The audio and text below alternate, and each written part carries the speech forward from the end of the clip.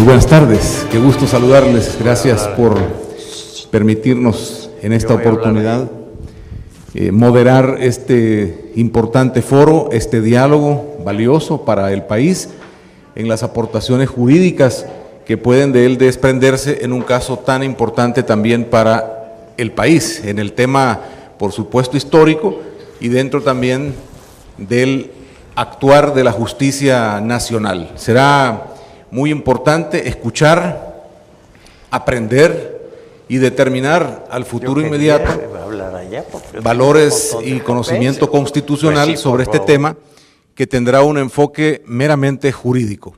El objetivo de este debate es meramente jurídico y eso hay que reiterarlo, dejarlo muy claro para que pueda construirse un elemento de decisión al país y una aportación también, en este caso, que repito, es de suma importancia y sumo valor para todos los salvadoreños. Como parte de la dinámica tendremos entonces una exposición breve de unos 2-3 minutos de cada uno de los participantes en el sentido de garantizar de antemano su pensamiento y su posición respecto al tema de la extradición, si esta pues es viable o no, o si considera cada uno de ellos que es oportuna o no dicha extradición. Me voy a permitir entonces darle el espacio a cada uno para que puedan exponer su posición y podamos tener claramente con qué idea se hacen presentes los invitados a este foro. Doctor Bustamante, Borgo Bustamante sería el primero en podernos dar su posición y expresar sus puntos de vista sobre el tema. En realidad el problema que se nos presenta de naturaleza estrictamente jurídica es la celebración de un tratado de extradición con España, el cual se celebró en 1997 y oportunamente, si es posible, señalaré que entró en vigencia el 1 de septiembre de 1998. Es importante porque el Código Penal vigente era precisamente ya el del 98 y no el de 1973.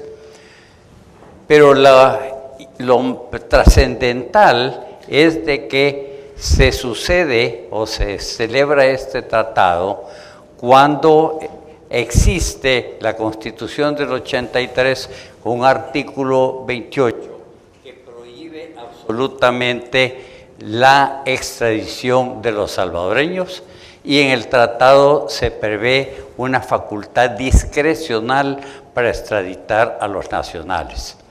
Y en la segunda parte realmente es de que en el año 2000 se reforma el artículo 28 y se introduce la posibilidad de lo que es la extradición de salvadoreños, cosa que no existía ni en el 83 ni en las constituciones anteriores, y esa posibilidad aparentemente pudiera ser aplicada para analizar el tema central, que es la facultad de la Corte Suprema de Justicia de decretar la extradición de cualquier persona que haya salvadoreño que haya cometido ciertos delitos.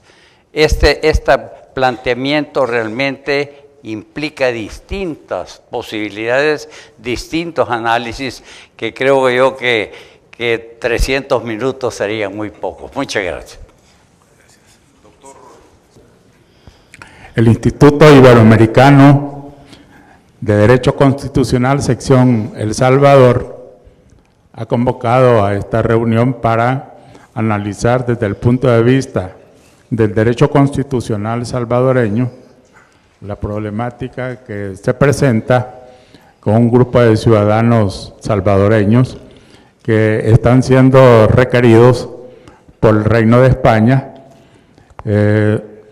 pretendiendo darle aplicación a un tratado internacional por el cual estas personas serían extraditadas a España.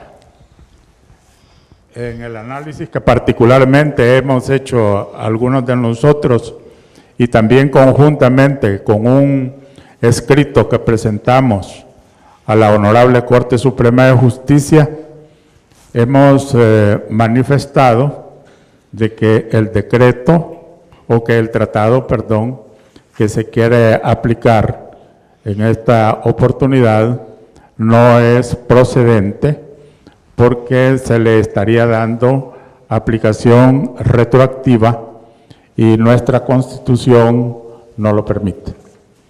Nosotros estamos en este punto muy claros, lo hemos expresado ya en algunas oportunidades, en el caso de este servidor de ustedes, que en las entrevistas que me han hecho, pues lo he expresado en esos términos. Posteriormente, en el escrito que hemos presentado a la Corte Suprema de Justicia, luego en este foro que estamos conversando, y también en mis clases de Derecho Constitucional que imparto en la maestría de la Universidad Tecnológica de El Salvador. O sea, que mi posición es coherente en el sentido de mantener la tesis de que el tratado internacional celebrado entre el Reino de España y El Salvador para efectos de extradición es inaplicable. Quizá voy a hacer algunas relaciones en relación a las disposiciones constitucionales salvadoreñas para que veamos dónde nosotros sustentamos, o en el caso particular mío, dónde sustentamos la tesis de que este tratado es inaplicable. Según parece, en esta primera oportunidad solamente tenemos unos pocos minutos para expresarles la idea que tenemos en relación al tema que estamos discutiendo, y posteriormente se nos daría otra oportunidad, Rafael, para que podamos explicar o ampliar el tema. Quizá la parte que yo les explicaría después está fundamentada primero en el punto esencial de que la aplicación de la justicia y la función de impartir justicia, según nuestra Constitución, corresponde exclusivamente, dice la Constitución, exclusivamente a la Corte Suprema de Justicia y a los demás tribunales de la República, que tienen la potestad soberana de impartir justicia con arreglo a las leyes. Esto sustentado en un principio fundamental nuestro, que es el de la supremacía constitucional.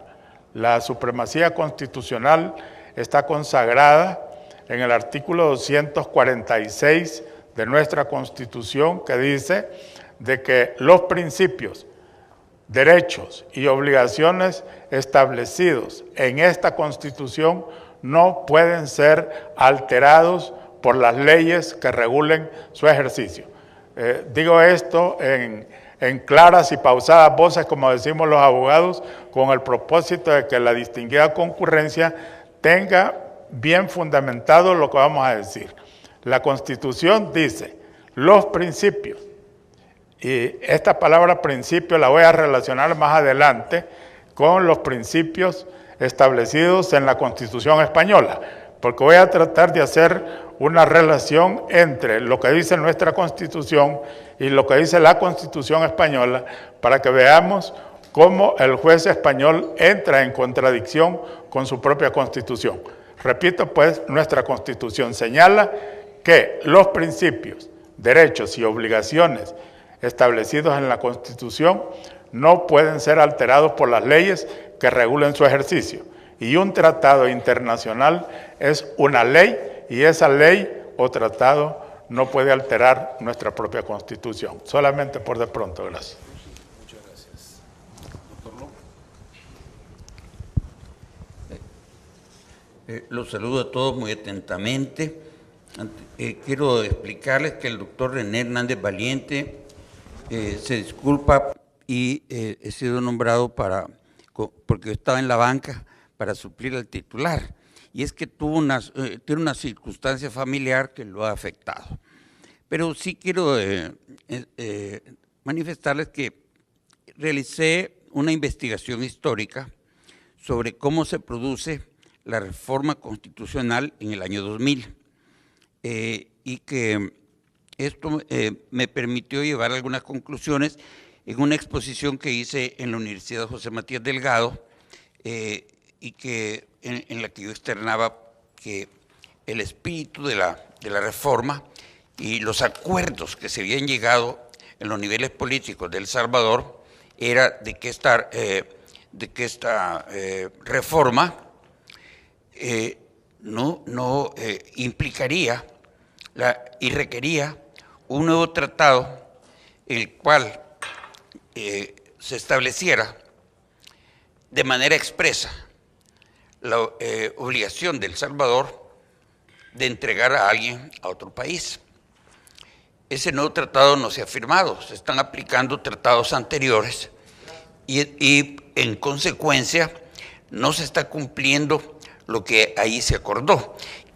Esa investigación me llevó a recorrer etapas inmediatas anteriores a la deliberación legislativa, incluso un proceso que ya venía de tiempo antes y que da lugar a dos modificaciones en las posiciones legislativas y adoptar posiciones finalmente de consenso en la Asamblea Legislativa, en donde se expresaron los términos y criterios de lo que debería ser en lo sucesivo la extradición de salvadoreños como una medida excepcional, sujeta a una serie de requerimientos, los cuales no se han cumplido. De manera que eso es lo que yo quisiera decirles y podemos hacer pues una valoración de lo que fueron y pretenden ser las influencias de otras partes en tratados ya suscritos para poder efectuar extradiciones. Con esa introducción cedo la palabra para que continúe la presentación básica. Muchas gracias. El doctor Fernando Marroquín, por favor. Decía que mis opiniones deben ser consideradas en todo caso como expresión de un reverencial disenso hacia las ideas expuestas por los notables maestros que también forman parte de este foro.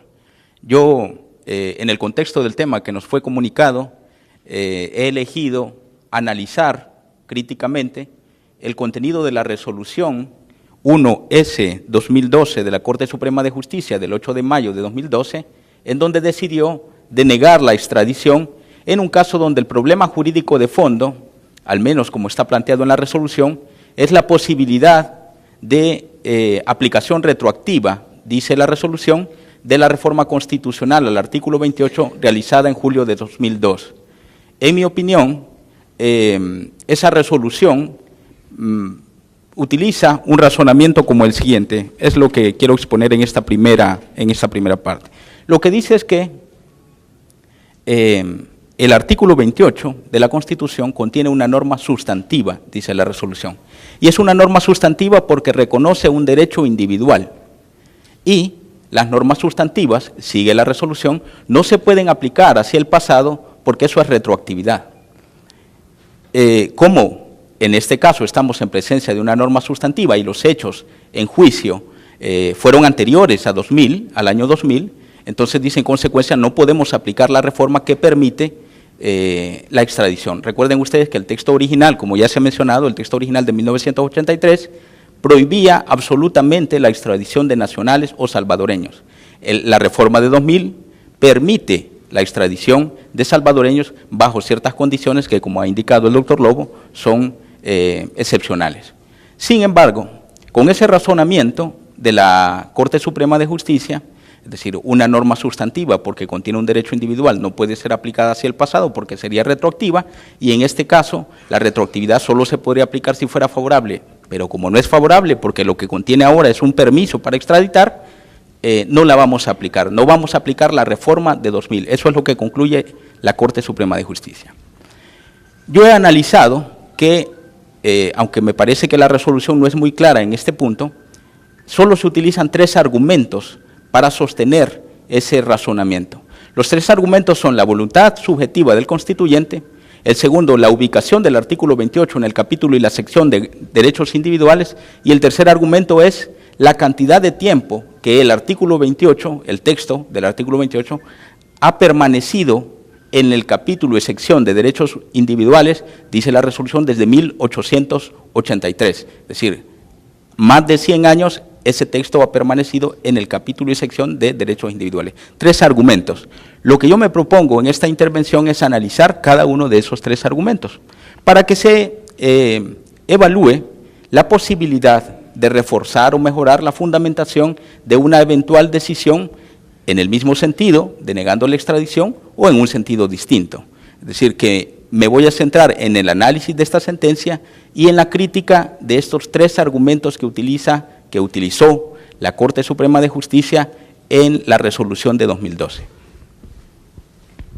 Muchas gracias, doctor. Tenemos entonces claramente las posiciones de los panelistas, 3 argumentaciones que creen que no es procedente la extradición, una posición que cree que es posible en base a los argumentos que se van a explicar. Ahora daremos un espacio más amplio para que cada uno pueda desarrollar los puntos centrales y luego procederemos a algunas preguntas que realizaré en el contexto también de las preguntas que la sociedad misma se hace respecto a este tema y cómo desde el derecho constitucional entonces podría también comprenderse cada una de las exposiciones que nos sean dadas. Nuevamente tiene la palabra el doctor Enrique Borgo Bustamante.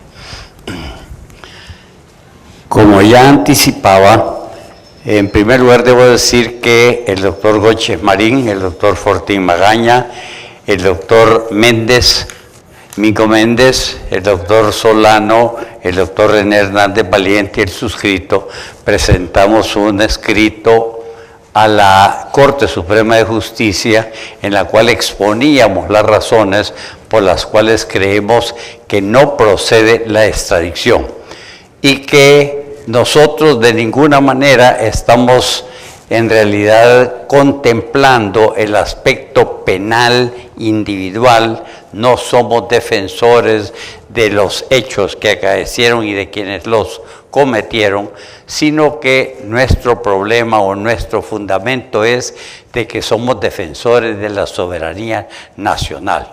Creo que lo que ya el doctor Solano estaba expresando, estaba diciendo indirectamente ese mismo principio. Es importante que nosotros esto lo analicemos y lo hemos hecho totalmente ajenos a decisiones de otros órganos o de otros participantes. Gracias. Doctor Lobo Castelar, por favor, sus ampliaciones. Muchas gracias. ¿Se escucha bien?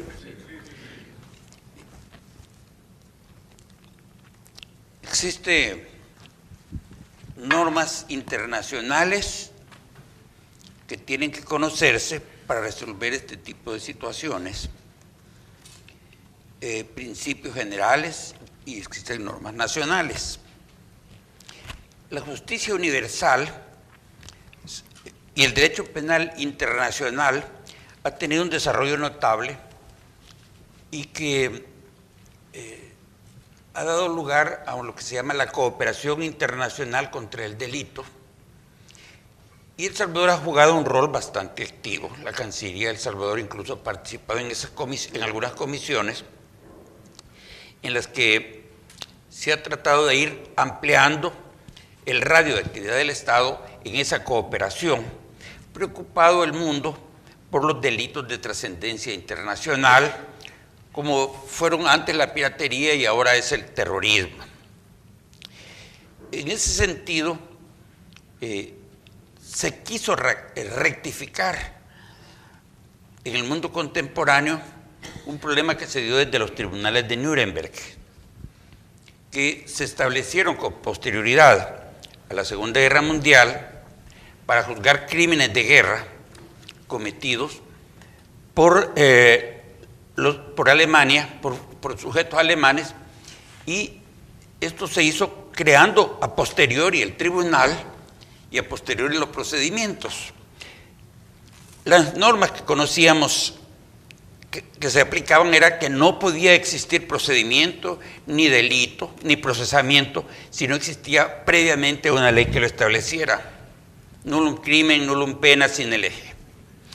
Pero como efecto de la victoria, y que querían ahí castigar a criminales de guerra realmente terribles, se crea eso y entra en choque el mundo de los principios y preceptos desarrollados del derecho penal internacional, y eso se vino sucediendo después en otros tribunales que se van creando a posteriori, como los que conocieron, por ejemplo, los casos de Yugoslavia.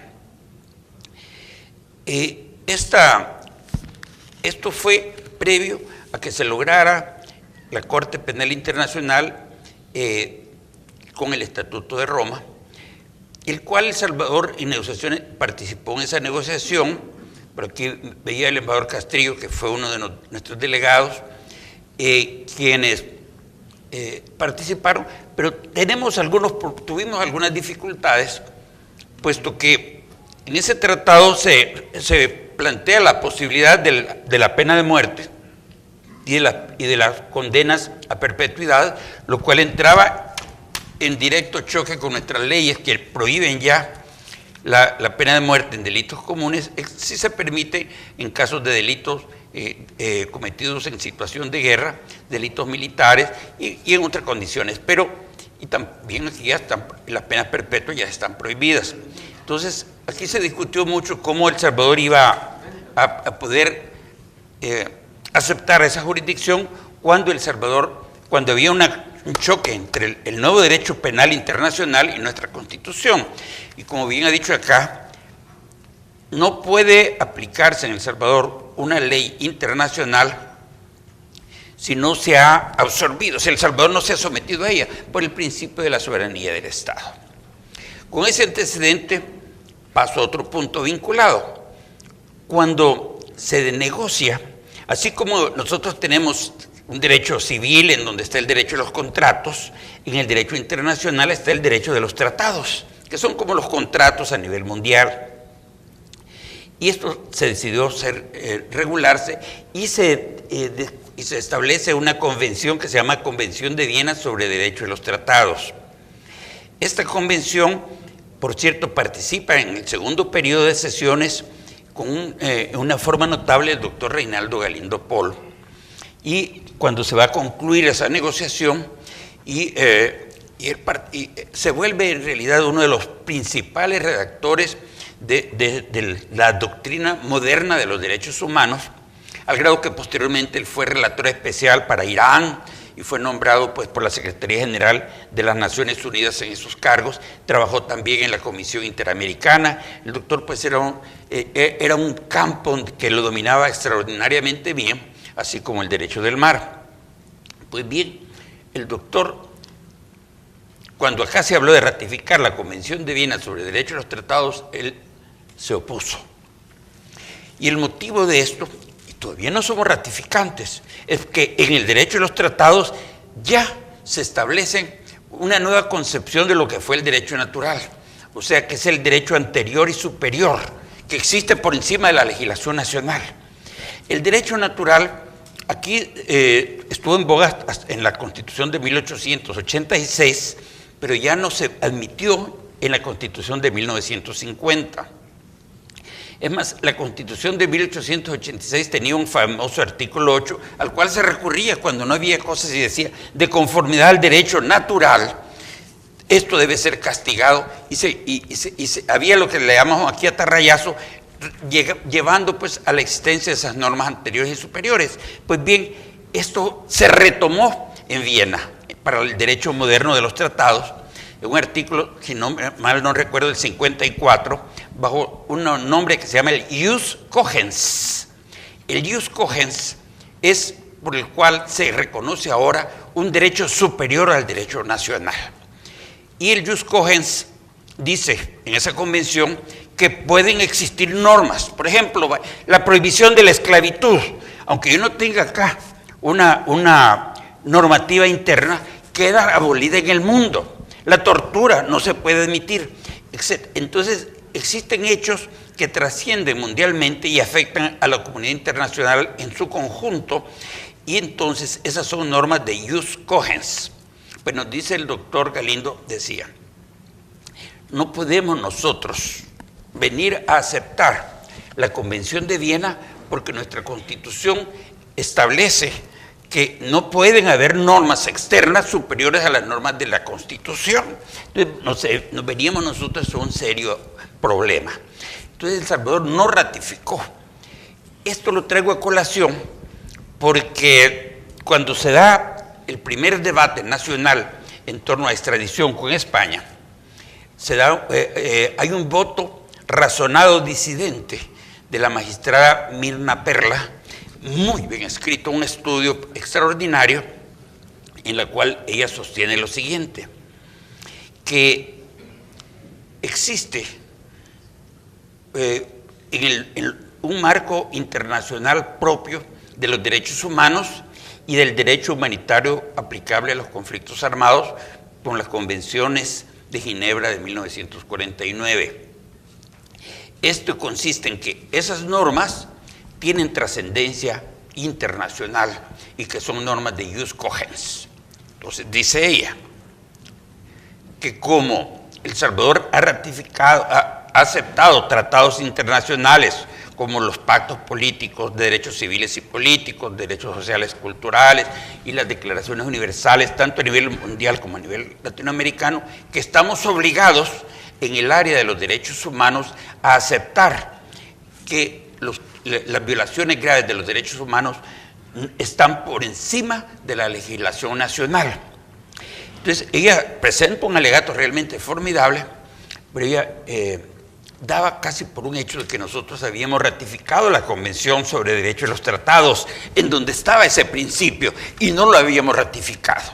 El Salvador no, expresamente por voluntad nuestra, no ha aceptado que esa jurisdicción universal de los derechos humanos, desde ese punto de vista, pudiera ser aplicable.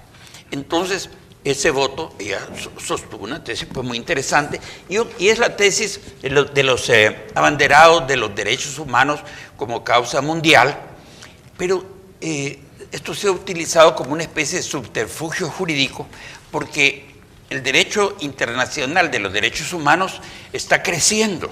Entonces, primero eran solo los derechos civiles y políticos que venían pues, desde la Revolución Francesa, después se meten los derechos sociales con la Constitución de Weimar, así se dirá, embajador, y con la Constitución de México de principios del siglo XX, y van ingresando los derechos sociales que aquí se incorporan al constitucionalismo salvadoreño, pero después ya vienen, esos son los de la segunda generación. Primera generación los civiles, la segunda los sociales y culturales, y después vienen y se dicen ya, no, hay una nueva generación de los derechos humanos, que son y la tercera generación, y estos son los derechos que se colectivizan.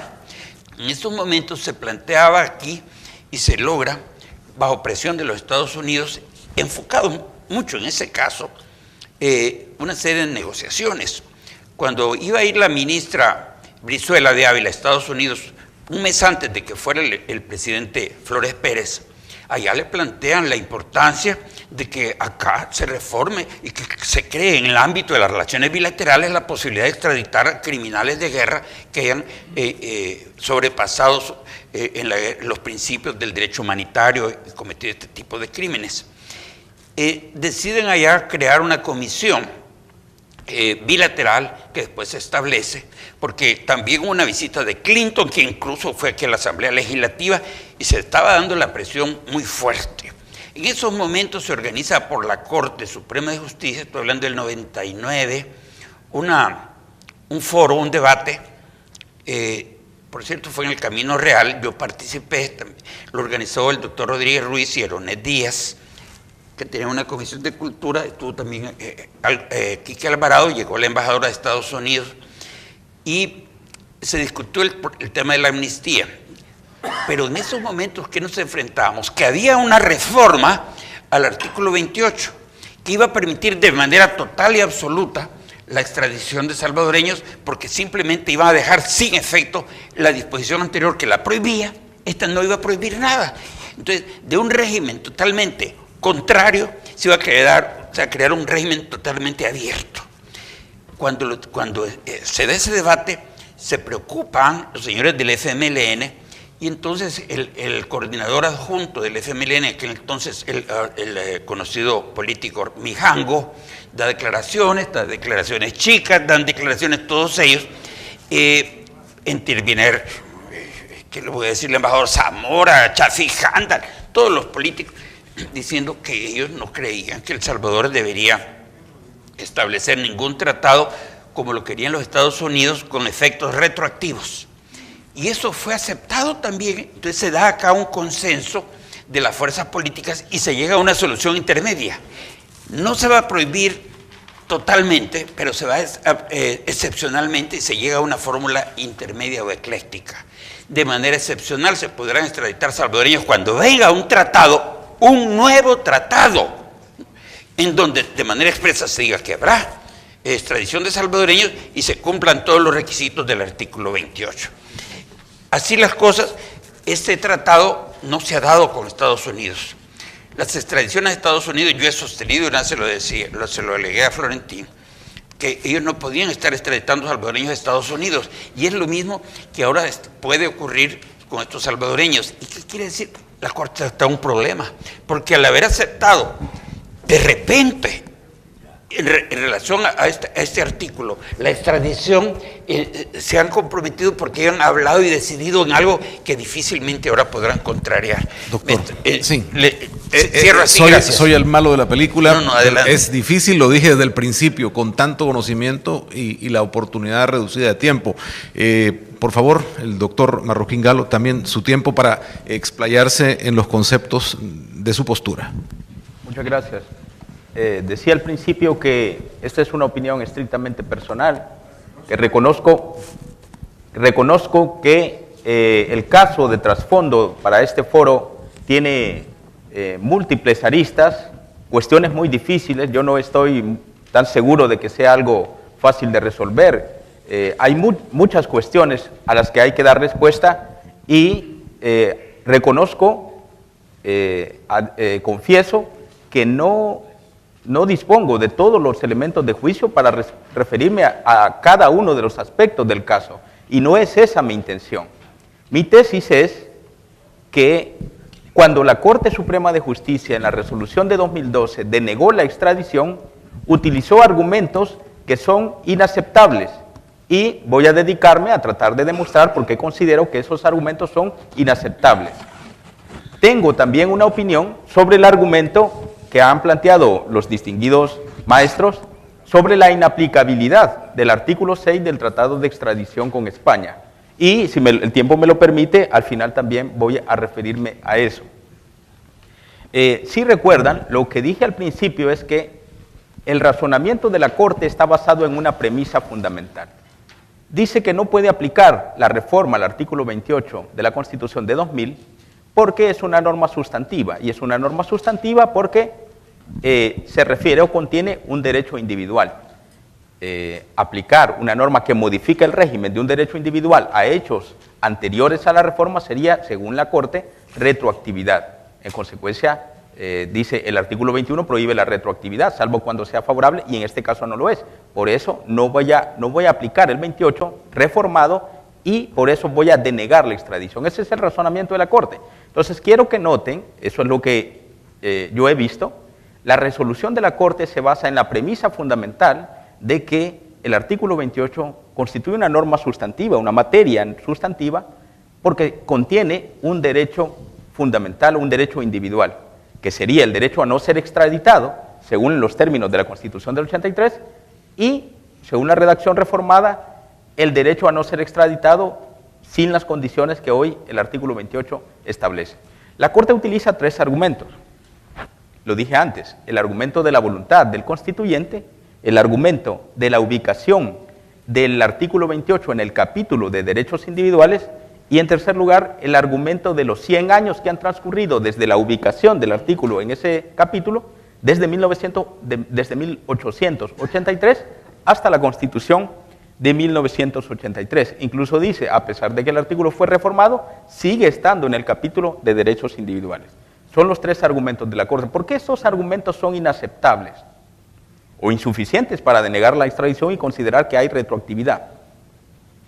Primero, el argumento de la voluntad del constituyente tiene una situación curiosa. Ese argumento, en teoría de la interpretación, se llama también argumento histórico, argumento psicológico, argumento genético, es decir, depende del libro que ustedes agarren, le ponen un nombre distinto. Pero la idea es que vamos a invocar la intención de los que emitieron esta norma. Y la intención, dice la Corte, es que el artículo 28 contiene un derecho esencialísimo de los salvadoreños. La Corte supuestamente transcribe, es decir, supuestamente hace una cita textual de las discusiones, de las versiones taquigráficas de las discusiones de la Asamblea Constituyente de 1983, entrecomilla el texto y lo resalta en negritas. Lo que me parece muy curioso, para comenzar, es que cuando yo voy a leer una versión digital que tengo de las versiones taquigráficas de la discusión constituyente, veo que el texto no coincide con lo que la Corte ha entrecomillado y ha resaltado en negritas. La Sala lo ha reconocido. En las sentencias 77-2013 sobre la afiliación partidaria del presidente de la Corte Suprema de Justicia, se utilizó la exposición de motivos de la Constitución para respaldar la decisión. En la sentencia sobre el nombramiento de militares en funciones de seguridad pública, se utilizó la exposición de motivos de la Constitución para respaldar el criterio de que la norma o el decreto, el acto impugnado era inconstitucional. Y allí se dijo: la historia sirve para resolver las dudas interpretativas en cuanto pone de manifiesto una tendencia en la que la disposición constitucional actual está inmersa. En otro caso, el caso sobre la candidatura de un expresidente que pretendía ser presidente, se invocó la voluntad se analizó la voluntad del constituyente como argumento de interpretación y se dijo lo siguiente: los documentos fidedignos del artículo 268 no constituyen el único ni el más importante de los elementos de análisis en la actividad interpretativa, sino que siempre concurren con otros criterios de interpretación que deben ser considerados de manera conjunta. Además, la utilidad de los antecedentes históricos depende de que coincidan en lo relevante con la formulación textual o literal vigente.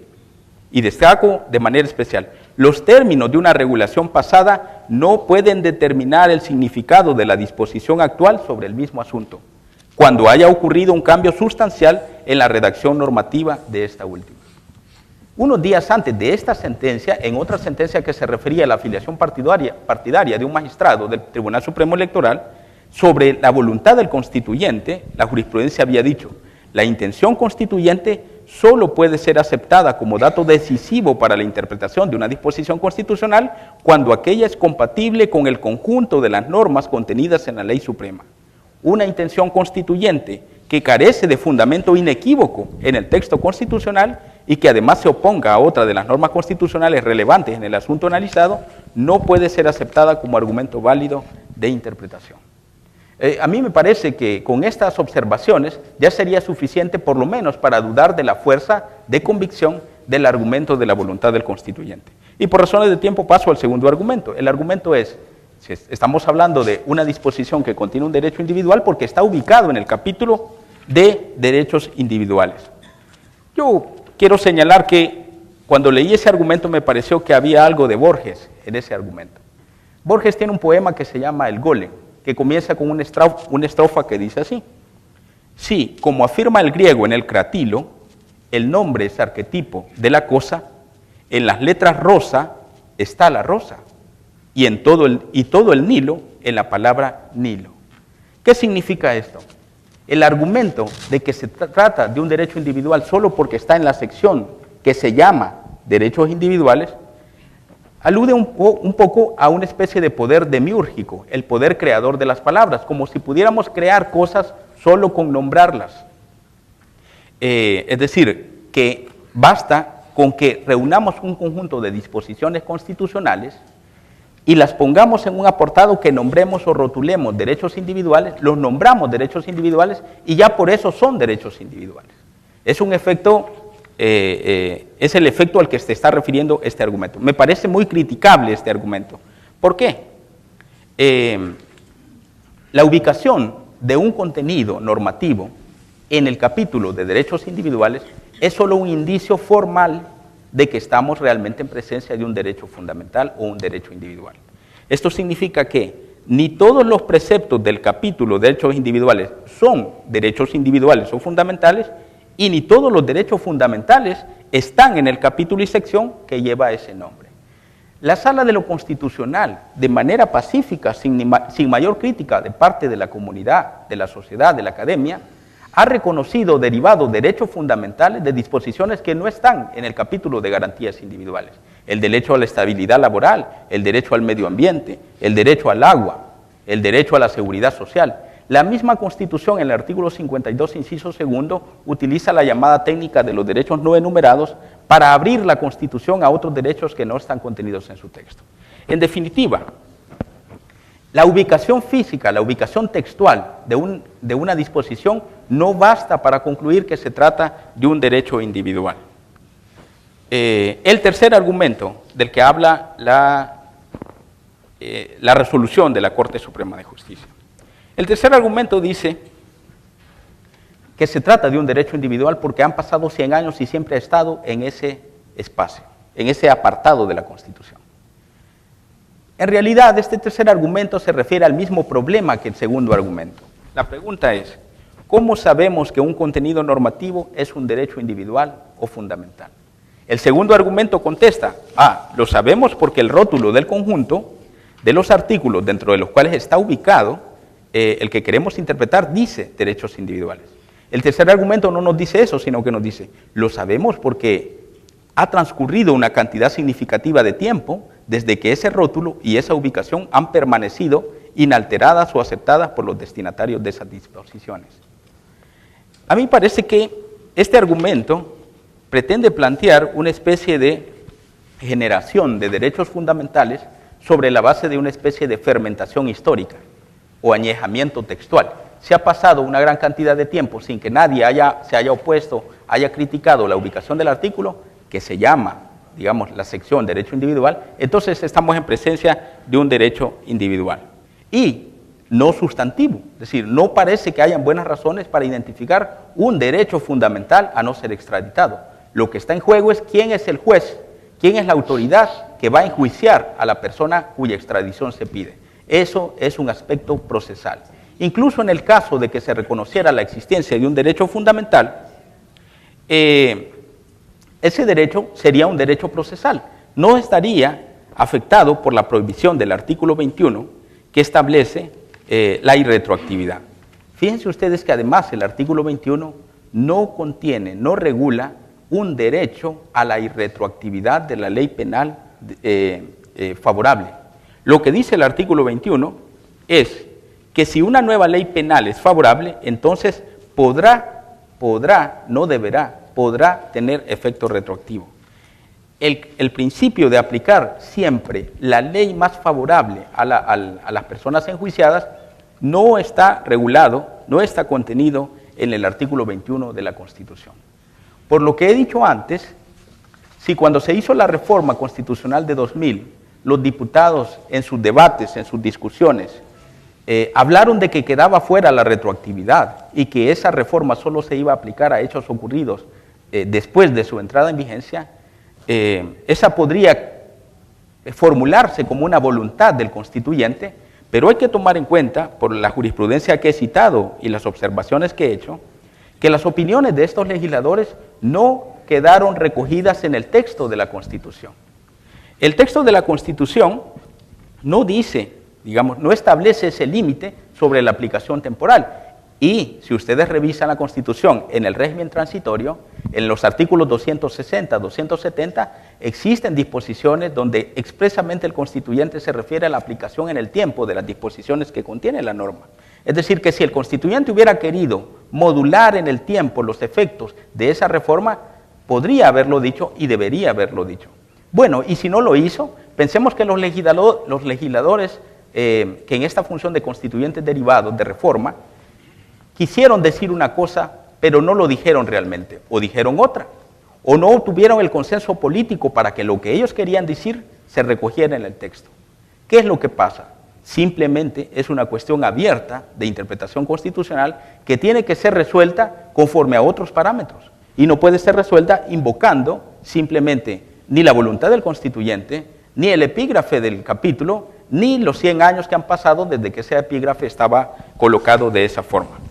quiero terminar esta parte con eso. Incluso si se admitiera, con base en razones suficientes que no conozco, no se han expuesto, no están en la resolución de la Corte, si se admitiera que existe un derecho a la irretroactividad de una norma desfavorable, todavía haría falta recordar que ningún derecho es absoluto y que las implicaciones de un derecho en cada caso concreto deben ser armonizadas o ponderadas con los derechos de los demás, especialmente los derechos de las víctimas, que sea cual sea la decisión que se adopte sobre esos importantes asuntos, no deberían continuar invisibilizadas con decisiones judiciales o análisis jurídico profesionales que ni siquiera se refieran a ellas. Este es mi análisis de la resolución de la Corte Suprema de Justicia. Si brevemente puedo contestar al tema de la inaplicabilidad, quiero señalar 3 cosas puntuales. He citado jurisprudencia según la cual la voluntad del constituyente, más bien, el análisis de constitucionalidad de una disposición se tiene que hacer con el contenido actual de la Constitución, es decir, el parámetro no puede ser una disposición constitucional derogada. Lo que la jurisprudencia ha dicho es, si vamos a analizar la constitucionalidad de una disposición, hagámoslo con el contenido actual del precepto constitucional que se invoca como parámetro de control. Además, aunque efectivamente la Constitución no establece, no reconoce el principio del monismo, es decir, de la relación de prevalencia absoluta del derecho internacional sobre la Constitución, desde la sentencia de abril de 2004, en el caso de la ley antimaras, la jurisprudencia constitucional ha reconocido que en materia de derecho internacional de los derechos humanos, la Constitución contiene una apertura normativa hacia ese tipo de normas. De manera que, si no reconocemos abiertamente que son superiores a la Constitución, yo estoy de acuerdo con el principio de supremacía constitucional y estoy de acuerdo con que la Constitución es la norma primaria del ordenamiento jurídico salvadoreño, pero si no admitimos que el tratado internacional es superior, el principio de buena fe en materia de tratados obliga a todos los estados que han firmado, que han suscrito un compromiso internacional, a que en la mayor medida posible, cuando el texto del tratado y de la Constitución lo permitan, se haga una interpretación conforme a la Constitución. Se puede hacer una interpretación conforme a la Constitución en este caso. Fíjense ustedes que yo les voy a leer textualmente lo que decía la Constitución del 83 y lo que dice el artículo 6 del tratado. La Constitución del 83 decía, la extradición no podrá estipularse respecto de nacionales en ningún caso. Bien, el artículo 6 del tratado dice, cada parte contratante tendrá derecho a denegar la extradición de sus propios nacionales. Podrá denegar la extradición. Imaginen ustedes que el sujeto 1 y 2 dicen, vamos a hacer un pacto para cooperar. Vamos a cooperar en 3 cosas, en 3 formas. Forma A, B, C. Vamos a extraditar extranjeros, vamos a extraditar salvadoreños y vamos a enviar documentación, pruebas, etc. Vamos a cooperar judicialmente. 3 formas de cooperar. Queremos hacer un pacto para cooperar de estas 3 formas. Bien, pero vamos a firmar una cláusula, el artículo 6, que dice, en principio queremos cooperar en estas 3 cosas, pero vamos a aceptar una cláusula que dice, nos comprometemos a que si queremos, no vamos a cooperar en la letra B, no vamos a extraditar salvadoreños. El tratado lo que dice es, cada parte contratante, el Estado de El Salvador, podrá no cooperar extraditando salvadoreños. Si ustedes comparan el texto de la Constitución que dice, no se extraditará salvadoreños en ningún caso, y el tratado dice, cada parte podrá negarse a extraditar a sus nacionales. ¿Cuál es la contradicción? O sea, el pacto lo que hace es reconocer la posibilidad de negarse por parte del Estado. Si uno de los sujetos dice, yo no voy a hacer eso, bueno, pero la cláusula que hemos firmado es, aceptamos que cualquiera de las partes puede negarse a esa forma de cooperación. Eso es lo que dice el artículo 6 del tratado y por eso no es inaplicable. Tratando de hacer justicia un poco más de tiempo, ya que hay 3 posiciones y una posición. Muy importante lo planteado acá, hay 2 temas, el de la inaplicabilidad, el de la retroactividad o no de la aplicación, pero quiero introducir otro par de preguntas y luego también recordarles que hay espacio para que ustedes participen en lo que el tiempo nos pueda permitir, por supuesto. Pero quiero hablar también de otros derechos importantes que no se han mencionado, que podrían ser también analizados, como el tema de que el caso ya fue juzgado, o el tema también de la prescripción de los delitos, y que entiendo son dos elementos que aún si se cumpliese con el tratado, este tratado dice que la situación de estas dos premisas, pues prácticamente invalida el uso del mismo tratado. Entonces, porque esto creo yo que es valioso incluso como parte de los derechos fundamentales de todos los ciudadanos, el que ya se haya juzgado en alguna oportunidad sobre un mismo caso o que ya haya prescrito precisamente el delito en el tiempo. Quisiera, por favor, que nos explicaran. ¿Sí? En el artículo 5 resulta que se dice lo siguiente. Bueno, vamos a leerlo aquí. Dice, este de los salvadoreños y de los españoles, ya está dicho los nacionales. Ahora vamos al artículo 5. Motivos para denegar obligatoriamente la extradición. Obligatoriamente. No es opcional. 1. No se considera la extradición. Si la persona cuya extradición se solicita está siendo objeto de proceso penal o ha sido juzgada y definitivamente absuelta o condenada en la parte requerida, que somos nosotros, por la comisión del delito por el que se solicita la extradición. Y esto es para los extranjeros. B. Si de conformidad con la ley de cualquiera de las partes contratantes le hace amnistía, la persona cuya extradición se solicita está libre de procesamiento o de castigo por cualquier motivo. Tenemos una ley de amnistía, incluida la prescripción de la pena o de la acción penal. Esto es para todos. C. Si el delito por el que se solicita es militar y si la persona cuya extradición se solicita ha sido condenada, podría ser juzgado o condenada en la parte requerida por un tribunal extraordinario, que no es el caso. A donde quiero llegar con esto es de que cuando se pidió primero el informe, allá fue a fines del 2009, en base a otro tratado anterior a este, pero del mismo año, que es de cooperación judicial, ¿qué pasó? Que se pidió que se enviaran los juicios que se habían seguido en El Salvador para determinar si habían sido fraudulentos o tenían validez o ninguna validez. 1. Y 2, la otra razón por la que el fiscal realmente allá en la audiencia, el fiscal de la audiencia estaba también involucrado en eso, y la otra era la amnistía no tiene ningún valor. Ahora, yo lo entiendo, si esa es parte de la posibilidad legal de que qué pasa si en el tratado vienen y me van a aplicar el artículo 6. En lugar de, me van a aplicar el 5, me van a tratar como extranjero.